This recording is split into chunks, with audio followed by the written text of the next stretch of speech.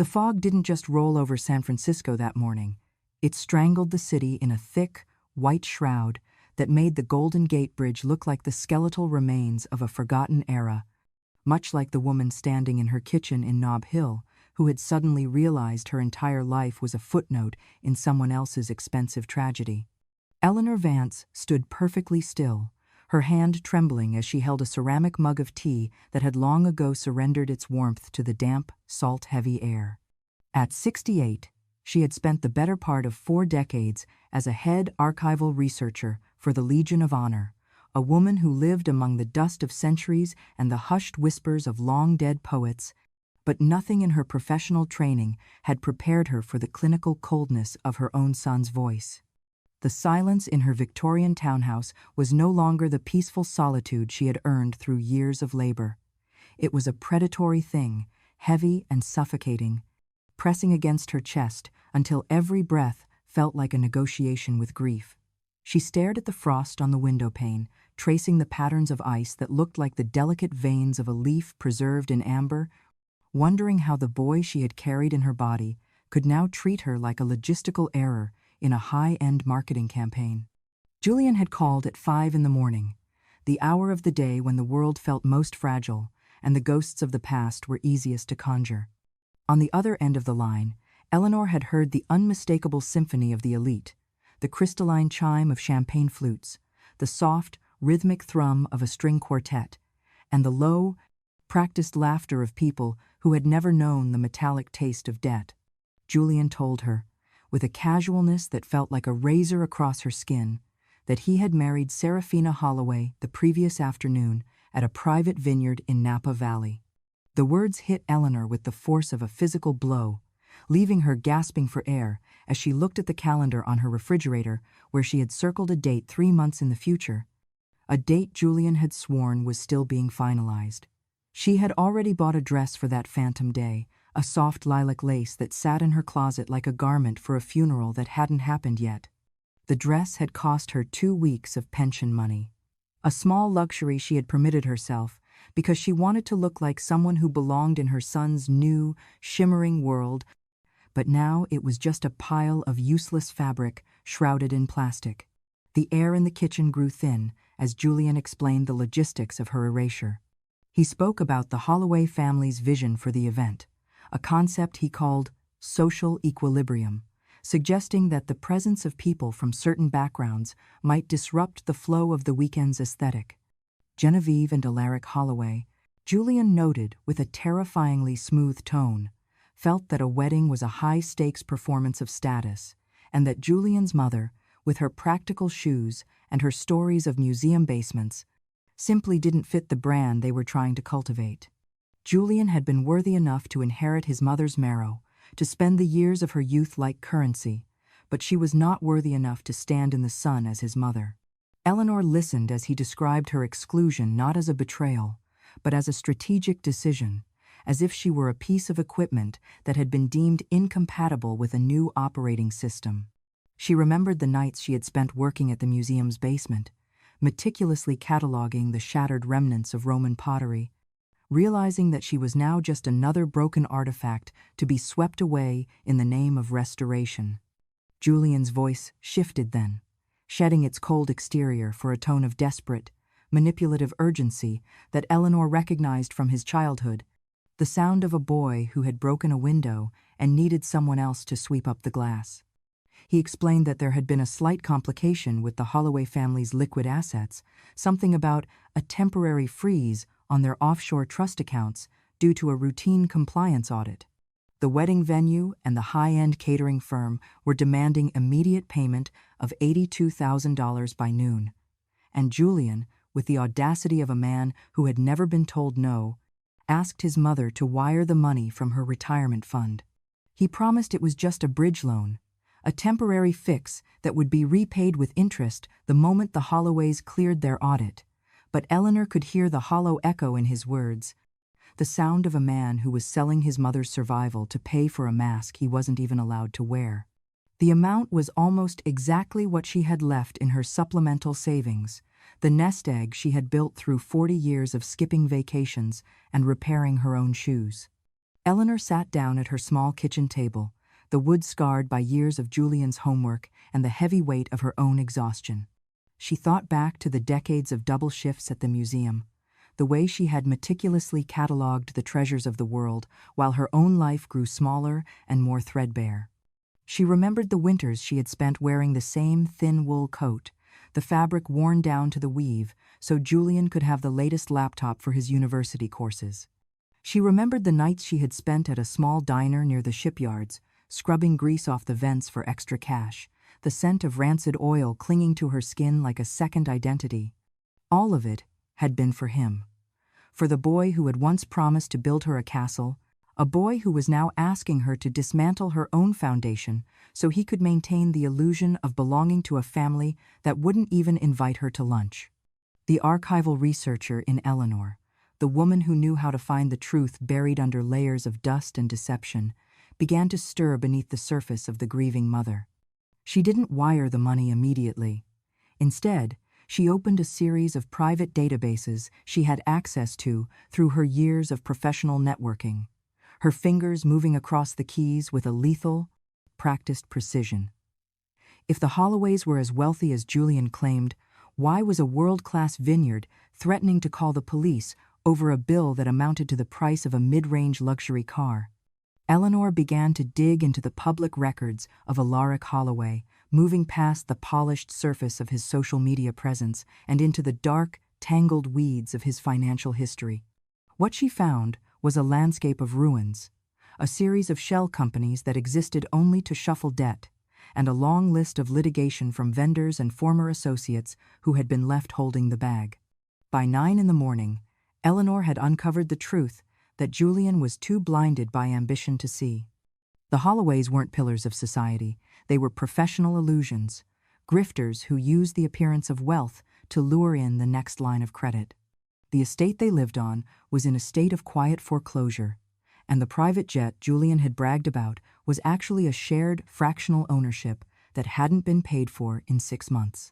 They were a family of vultures, and Julian was their latest meal, a man they had groomed to be a bridge to a fresh source of capital. The $82,000 wasn't for a wedding bill. It was a desperate attempt to keep the lights on for one more day, to prevent the entire house of cards from collapsing before they could find a way to pivot their debt onto someone else. She felt a cold, sharp anger beginning to replace the numbing grief, a realization that her son wasn't just a victim, but an accomplice in his own destruction. Julian called again at 10, his voice now high-pitched and frayed at the edges. He told her that Serafina was in tears, that Genevieve was looking at him with a disappointment that felt like an execution, and that his future in the firm depended on his ability to handle this minor administrative hiccup. He called her selfish for hesitating, accusing her of clinging to her money out of a spiteful desire to see him fail, and he reminded her that he was her only child, the only legacy she had left. Eleanor listened to the venom in his voice, the way he turned her years of sacrifice into a weapon against her, and she felt something inside her finally snap. It wasn't a loud break. It was the quiet, final click of a lock turning, the sound of a woman who had finally decided that the archives were closed and that the story of Julian Vance was no longer worth preserving. She looked at the Space Needle through the window, sharp and unyielding, and realized she had to be just as sharp to survive this. Eleanor didn't scream or cry. She simply told Julian that she would meet him and the Holloways for lunch at a high-end restaurant in the financial district, a place called the Gilded Leaf, where the light was bright and the truth was harder to hide. She dressed with a meticulous care that felt like preparing for a battle. Putting on the lilac lace dress she had intended for the wedding and a pair of vintage pearls that had belonged to her grandmother. When she arrived at the restaurant, Julian was already there, flanked by the Holloways, who looked like a portrait of refined elegance until you looked closely enough to see the cracks in the glaze. Genevieve Holloway greeted her with a pitying smile that didn't reach her eyes, a look that said Eleanor was a tiresome chore that had to be managed before the real business of the day could begin. The air in the restaurant was thick with the scent of expensive lilies and the underlying smell of old money, a scent Eleanor knew well from the museum galleries, but here it smelled like decay. The conversation at the table was a masterclass in passive, aggressive manipulation. Alaric spoke about the complexities of global finance. Genevieve lamented the decline of professional courtesy in the modern era, and Julian sat between them like a loyal lieutenant, nodding at every word and casting frequent, anxious glances at his mother's purse. They spoke to her as if she were a child, a simple woman who couldn't possibly understand the high-stakes world they inhabited, and they gently urged her to complete the transfer so they could all move past this unfortunate unpleasantness. Eleanor let them speak, watching the way they performed their roles with a practiced, desperate grace, and then she reached into her bag and pulled out a manila folder she had prepared, laying it on the pristine white tablecloth like a challenge. The folder contained the truth of their bankruptcy, the tax liens, and the foreclosure notices, a collection of records that no amount of social equilibrium could balance. Eleanor opened the folder and began to read from the documents she had gathered, her voice clear and resonant, a sound that cut through the polite murmur of the restaurant like a bell. She spoke about the tax liens, the foreclosures, and the long history of unpaid vendors that trailed behind the Holloway name like a scent of rot. She watched the color drain from Alaric's face and the way Genevieve's eyes turned into cold, hard stones of panic. Julian looked at the papers as if they were written in a language he didn't understand, his mouth opening and closing in a silent, stunned protest. Eleanor didn't stop until she had laid bare the entire fraud, exposing the Holloways as the bankrupt illusions they were, and Julian as the fool who had traded his mother's heart for a seat at a table made of smoke. She felt a profound sense of relief, a release of the burden of being the silent anchor for a ship that had already sunk. The fallout was immediate and ugly. Alaric tried to bluster, claiming the documents were forged or misunderstood, but his voice lacked the conviction of a man who actually believed his own lie. Genevieve turned to Julian and demanded that he silence his mother, her face contorting into a mask of aristocratic rage that looked more like the desperate snarl of a cornered animal. Julian, in a final, pathetic attempt to reclaim his status, turned on Eleanor with a fury that made the other patrons stop and stare. He called her a bitter old woman, a relic of a past that no longer mattered, and he told her that he would never speak to her again if she didn't pay the bill and apologize for the embarrassment she had caused. Eleanor stood up then, her lilac lace dress rustling in the quiet of the room, and she looked at her son with a clarity that felt like the first deep breath she had taken in years. She told him that she was no longer paying for his life, and that if he wanted to live in a house of cards, he would have to learn how to keep it upright himself.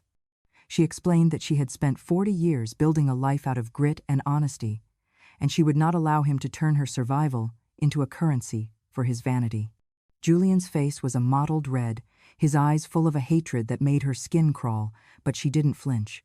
She had seen thousands of years of human failure in the archives, and she knew that the only way to end a tragedy was to stop playing the victim. She left the folder on the table, a parting gift for the Holloways to study, and she walked out of the restaurant without looking back. The sunlight on the street felt warm and real, a stark contrast to the refrigerated atmosphere of the dining room. Eleanor walked through the financial district, her mind a whirlwind of memories and revelations. She thought about the boy who used to help her shell peas in the kitchen, the boy who had cried when he saw a bird with a broken wing, and she wondered where that compassion had gone.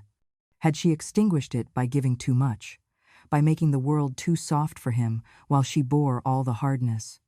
She realized that by shielding him from the consequences of his actions for so long, she had denied him the opportunity to grow a spine. She had been the archives, preserving every version of him, but she had failed to realize that some versions were corrupted beyond repair. As she reached the Embarcadero, she looked out at the bay, the water a deep, churning blue that matched the color of her soul in that moment. The weeks that followed were a period of profound redefinition. Julian didn't call, and Eleanor didn't reach out, realizing that the silence between them was the most honest conversation they had ever had. She spent her days at the museum, not as an employee but as a visitor, sitting in the galleries and looking at the art with the eyes of a woman who had finally learned the difference between a masterpiece and a forgery. She began to travel, taking the trips she had always postponed because Julian needed a new car or a down payment on an apartment he couldn't afford. She went to Kyoto in the spring, sitting in the quiet temples and watching the cherry blossoms fall like snow, a reminder that beauty is transient but the earth remains. She went to Florence in the autumn, walking through the corridors of the Uffizi and realizing that the weight of history is lighter than the weight of a son's resentment. She found herself in the rugged, honest coast of Maine in the winter, the air so cold it hurt to breathe, but it felt like a cleansing fire. She stayed in a small cabin, reading the books she had always meant to finish and listening to the waves crash against the rocks. She thought about forgiveness, not as an act of reconciliation with Julian, but as an act of mercy for herself. She forgave the woman who had scrubbed grease for a boy who would eventually call her selfish. She forgave the mother who had believed that love was a transaction where sacrifice was the only currency. She realized that worthiness is not a status to be granted by others, nor is it a commodity to be bought. It is a state of internal grace, a quiet, unshakable realization that your value is inherent and independent of the utility you provide to those who are too blind to see you. A year later, Julian appeared on her doorstep in Nob Hill, looking like a man who had finally discovered that a suit with no pockets is a difficult thing to wear. He had lost the Holloway lifestyle, the marriage had crumbled under the weight of the debt he had been forced to shoulder, and he was working as a junior clerk in a firm that didn't care about his aesthetic. He asked to come in, to sit at the oak table, and find the mother he had discarded. But Eleanor stood in the doorway and looked at him with a kindness that was also a boundary. She told him that she loved the boy he used to be, but that she didn't know the man he had become, and that he would have to find his own way back to the truth before he could find his way back into her house. He looked at her then, and for a fleeting moment, she saw the boy who had promised her a castle, but the man standing there was still looking for someone else to pay for the stones. The psychological war she had endured had left scars, but they were the scars of a survivor, not a victim. She had learned that being an anchor for a sinking ship only ensures that you go down with it. By letting go, she hadn't just saved her retirement fund, she had saved the remainder of her life. She began to volunteer at a local literacy center, teaching adults how to read and write, finding a profound satisfaction in helping others build their own foundations. She shared her stories of the museum, the history of the artifacts she had cataloged, and the lessons of the centuries she had spent in the archives. She found a new community of people who valued her for her mind and her heart, not for what she could provide or how she fit into an aesthetic. The legacy of the Vances was no longer a matter of emeralds or high society marriages. It was a legacy of resilience, of the quiet, fierce strength of a woman who chose her own survival over a beautiful lie. Eleanor walked into her kitchen and made a fresh pot of tea, the aroma of bergamot and steam filling the room with a sense of simple, profound joy. She looked out at the city she had served for so long, and she realized that she was no longer an archival researcher looking for the past. She was a woman living in the present, a woman who had faced the void and found that it was not an empty space, but a place where a new life could finally take root and grow. The story was hers, the ending was hers, and the worthiness was hers, forever and always. Eleanor thought about the concept of social equilibrium that Julian had mentioned on that fateful morning. She realized that equilibrium isn't about fitting into a circle of elite strangers. It's about the balance between what you give and what you keep for yourself. It's about the alignment of your actions with your values, and the refusal to allow anyone, even your own flesh and blood, to turn you into a footnote in their own delusion. She looked at the Space Needle, sharp and unyielding against the clouds, and realized that her value was never a logistical decision. It was a steady, quiet light that had been burning in the library stacks and the diner grease all along. She was Eleanor Vance, and she was finally, perfectly, and gloriously enough. The archival records of her life were now complete, but the book was still being written. She had reclaimed her narrative from those who tried to erase it, proving that the most beautiful part of a story is often the part where the protagonist finally decides to stop being a victim and starts being the hero. The silence of her house was no longer an echo of neglect. It was a sanctuary of peace, a space where the truth was the only guest ever invited to stay. She had survived the Holloway grift, the betrayal of her son, and the cold, gray fog of Nob Hill, and she had emerged as a woman who knew exactly what she was worth. The $68,000 in her account wasn't just money. It was her freedom, her security, and her promise to herself that she would never again be silenced by the vanity of others. The final lesson Eleanor Vance learned was one that wasn't found in any museum basement or historical archive. She learned that true humanity begins in the quiet wreckage of betrayal, where you finally realize that forgiving yourself for loving the wrong people is the hardest yet most necessary act of all. For decades, she had mistook sacrifice for duty and enabling for devotion, never seeing that by holding up a son who didn't want to stand, she was only teaching him how to lean until she broke. The light she found in the aftermath was not a gift from others, but a flame she had to strike herself in the cold darkness of her own house. She was no longer a resource to be managed. She was a force of nature to be respected, a woman who had found her own worth and would never sell it again. As she sat in her garden, the roses in full bloom and the air smelling of rain and salt, Eleanor felt a sense of peace that surpassed all understanding. She had faced the dragon of her own misplaced guilt and had emerged victorious. She had seen the truth behind the gold leaf and the champagne, and she had chosen the honest, difficult path of self-respect. She looked up at the sky, the clouds finally parting to reveal a deep, endless blue, and she realized that her life was not over, it was just beginning. She was the mistress of her own archives, the author of her own story, and the only person who got to decide if she was worthy of the sun. The tea was warm, the house was silent, and Eleanor Vance was finally home. The journey through the fog had been long and exhausting, but the destination was worth every cold morning and every sharp word. She had learned that the most important archives are the ones we keep in our own hearts, the records of our strength, our resilience, and our capacity to start over. She had learned that even the most broken artifacts can be restored if given enough time and the right hands. Her hands were no longer chapped and red from the diner grease. They were steady and strong, the hands of a woman who had built a life out of truth. She picked up a book, a volume of poetry she had always loved, and began to read, her voice a soft, steady whisper in the quiet of the afternoon. The story of the Vances would not be one of high society triumphs or financial empires. It would be a story of a woman who knew the value of a single book, the weight of a mother's heart, and the absolute necessity of self-worth. It would be a story that reminded everyone who heard it that status is a shadow, but character is the mountain that casts it. Eleanor turned the page, a smile touching her lips as she found a verse about the sea, about the way it doesn't apologize for its tide. She closed her eyes and listened to the sound of her own breath, a steady, honest rhythm that didn't owe a debt to anyone. She was free, she was worthy, and she was finally, beautifully, herself. The lessons of the museum had stayed with her, but she had added a new chapter of her own.